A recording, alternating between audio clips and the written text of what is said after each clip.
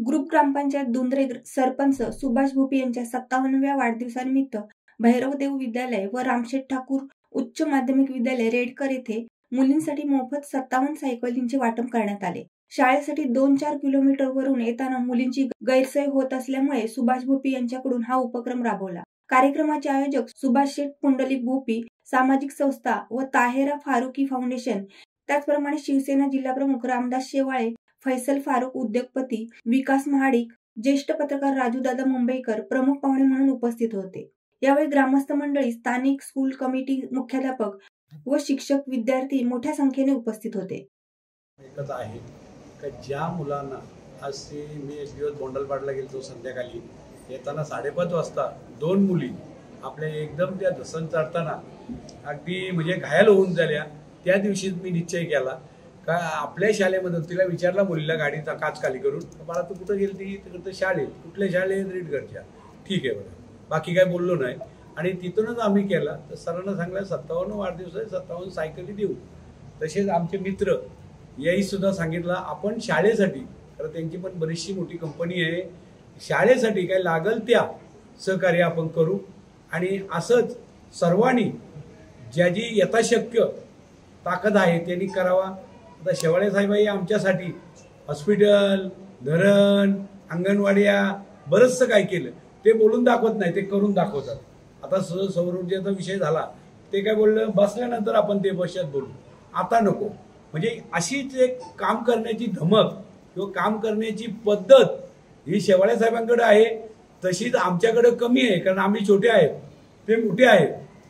एवढे बोलून 2 शब्द संपवतो। जय हिंद, जय महाराष्ट्र। जय महाराष्ट्र।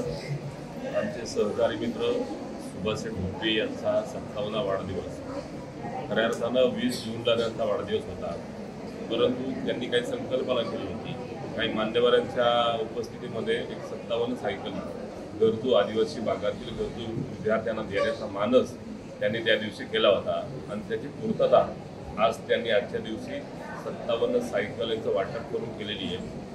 मी त्यांना वाढदिवसाच्या निमित्तानं शुभेच्छा देत असताना आपल्याला सांगू इच्छितो की असंख्य वाढदिवसाहून पाहतोय राजकीय आणि सामाजिक जीवनामध्ये काम करणारे व्यक्तिमत्व सुभाष भोपी यांचा आगळा वेगळा वाढदिवसाचा कार्यक्रम आपण सर्वांनी आज कव्हर केला आहे। सांगायचं तात्पर्य असं की वाढदिवस हल्ली कोण 5 स्टारला करताय, कोण बाहेर देशात जाऊन करताय, कोण हॉलमध्ये करताय, तसं चंद्रावरती वाढदिवस बाकी आहे।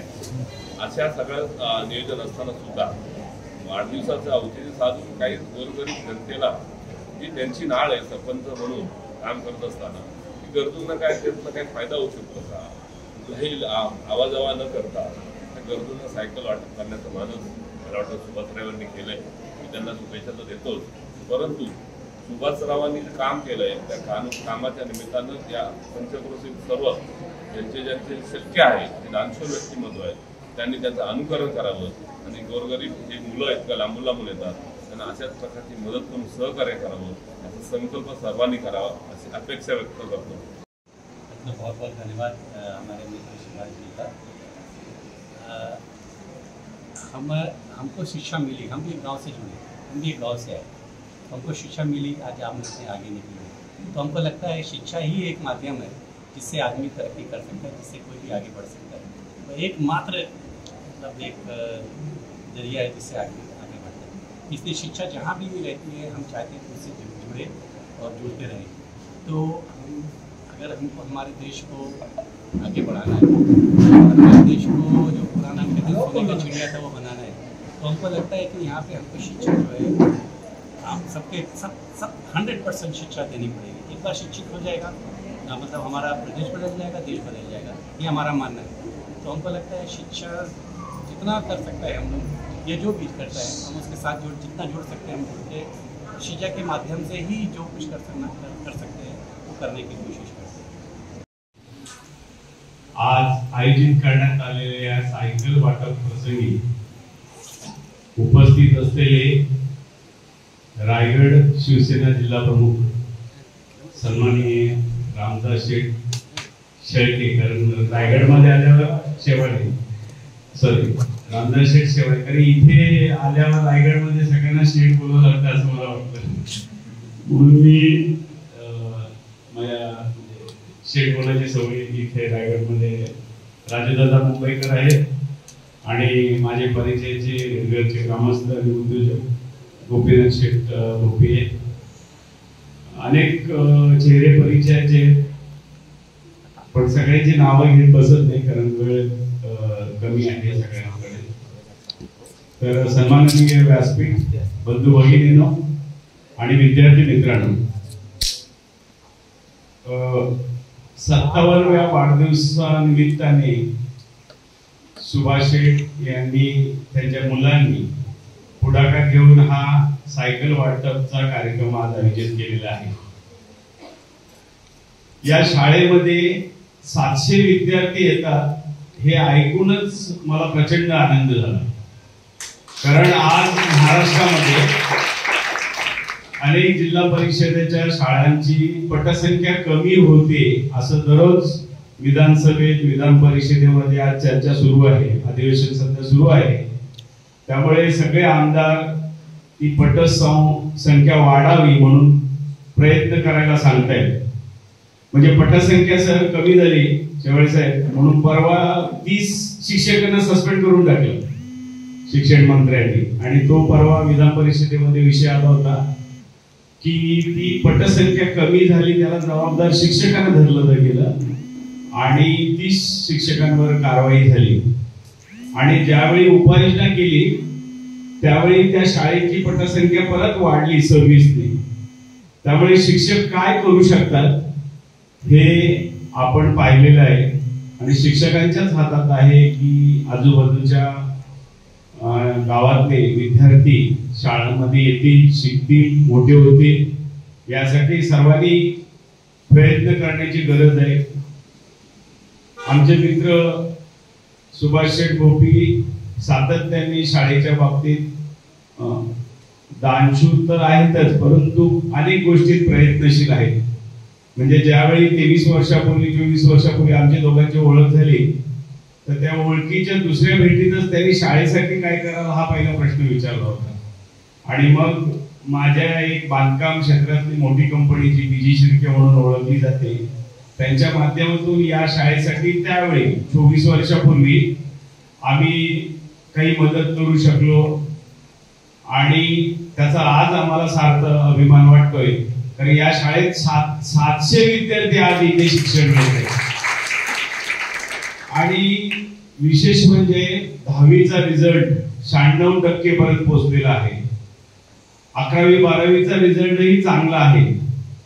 चांगले विद्यार्थी घडावेत यासाठी इथले मुख्याध्यापक कारंडे सरांचं विशेष मी कौतुक करेन. आणि सर्व शिक्षक यासाठी प्रयत्न करतायत म्हणूनच या शाळेचे निकाल चांगले लागत आहेत. साहेब, प्रथम नागरिक, रीडगर, कदुंद्रे ग्रामपंचायत इथं असणारे सर्वच आदरणीय आणि पत्रकार बंधू आणि माझ्या समोर बसणाऱ्या सर्व विद्यार्थी मित्रांनो, खूप सुंदर उपक्रम पप्पाने एक आम्हाला सांगितलं असं करायचं आहे की सायकल द्यायची आहे. त्याच्यामध्ये थोडी मला मनापासून थोडी खंत वाटत होती की प्रथमतः आपण आदिवासी बांधवांचं जे लांबून येण्याचे मार्ग आहे या मार्गामधून त्या येतात चालत त्याच्यासाठी आपण ती सुविधा द्यावी. परंतु इथं ऐकलं की त्याच्यामध्ये आदिवासी मुली सुद्धा आहेत आणि आपल्याकडच्या मुली सुद्धा आहेत. या सर्व मुलींसाठी हे करतात. पप्पा मी तुम्हाला आता बालने साहेबांनी आपल्याला सांगितलेलं आहे, बालने साहेबांनी आपल्याला सांगितलेलं आहे जेणेकरून शक्यतो जास्त आपण आदिवासी विद्यार्थी जे लांबून येतात किंवा इतर विद्यार्थी यांच्यासाठी आपण हे करायचं आहे. 100 सायकल आपल्याला लवकरच येणार आहे. तर पप्पांना आम्हाला खूप काही शिकायला मिळेल त्या वर्षामध्ये. कारण वडिलांसाठी माया तर दिलीच, परंतु जे समाजासाठी जे चांगलं काम आहे ते त्यांच्याकडून सतत घडत आहे. आणि ते घडत असताना आम्ही जरा थोडं काम केल्यानंतर जे कौतुकाची थाप आहे ती आमच्या पाठीवर नेहमी पडत असते.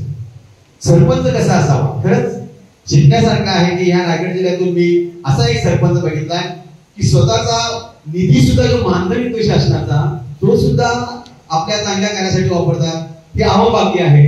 मी स्वतः वैश्विक आहे. मला थोडी खंत वाटते सांगताना की माझ्या वैश्विक ग्रामपंचायतीमध्ये साहेब 35 गोडाऊन्स येतात, यार्ड येतात. त्याचं उत्पन्न किती करोड असं विचार करा. शाळेला साधा एक वायफाय देऊ इच्छित नाही मराठी शाळेला. हे दुर्दैव आहे आमच्या गावाचं. मुद्दाम इथं मी बोलतोय कारण पैसा सगळीकडे असतो नसतो, परंतु सुविधा देणाऱ्या ग्रामस्थांवर आणि तिथल्या प्रतिनिधींवर बोललं जातं, हे महत्वाचं आहे. तिथल्या प्रतिनिधी जर व्यवस्थित असतील तर त्या गावाला किंवा त्या शाळेला किंवा त्या विभागाला सोयी सुद्धाची कमी कधी पडत नाही. आणि माझ्या गावामध्ये इतकं उत्पन्न असून सुद्धा आम्ही सर्व माझे विद्यार्थी जमतो त्या शाळांना वगैरे सुविधा देण्याचं काम आम्ही करत असतो. मी स्वतः काय काम करण्यापेक्षा इतर ज्या मंडळींनी इथे कामं केली ती खूप अगदी वाखाणजोग आहे. आणि याच्यातला महत्वाचा कार्य म्हणजे आज सायकल वाटप. सायकलनं 2 फायदे आहेत. वेळेवर तुम्ही शाळेत येणार, अभ्यास घरातून आरामात करून निघणार, आणि दुसरं म्हणजे मगाशी सांगितलं साहेबांनी तुमचा व्यायाम चांगला होणार. बाळांनो, कुणी दिलेली वस्तू ही आपण व्यवस्थित वापरायची आहे.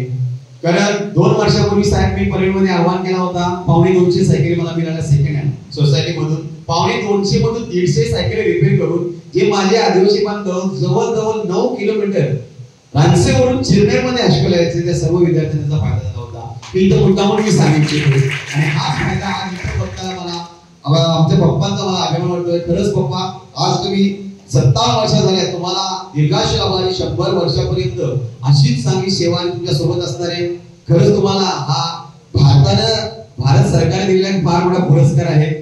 कारण भारत भूषण हा एक मोठा पुरस्कार दोन्ही मुलांची नाव आहे, मी तुम्हाला साक्षात दिलेला आहे देवानं आणि त्या सरकारनं. आणि त्यांच्या सोबत तुमच्या सोबत राहून दोन तुमच्या गावाने उजवा चांगली काम करत आहेत आणि पुढेही करत राहू ही साईचरणी प्रार्थना करतोय आणि इथे थांबतोय. Save nature, save future. धन्यवाद. शिवसत्ता टाइम्ससाठी दत्ता मोकल, पनवेल.